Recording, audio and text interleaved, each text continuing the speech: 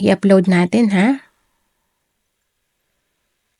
Kunwari nabili ko na yung seamless file sa inyo or seamless pattern.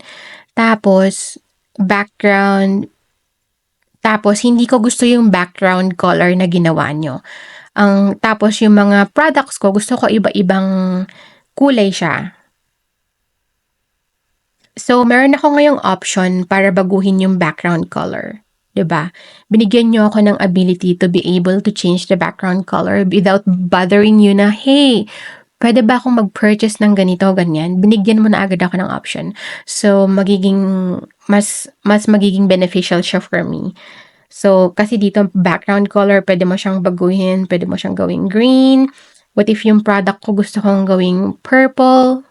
Okay din pala, no? Combination ng green and purple, di ba? Ang ganda. So, tignan natin yung magiging itsura ng blanket.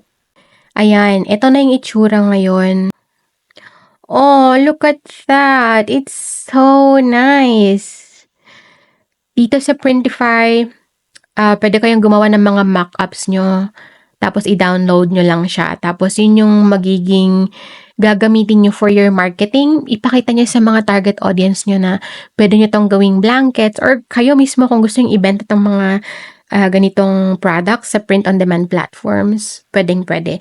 And of course, hindi yan kasali sa course na to. Kasi gusto ko mag-focus muna kayo sa pag-master ng seamless pattern bago kayo pumunta dun sa print-on-demand or paano kayo makakagawa ng sarili nyong product gamit yung mga seamless patterns na ginagawa nyo.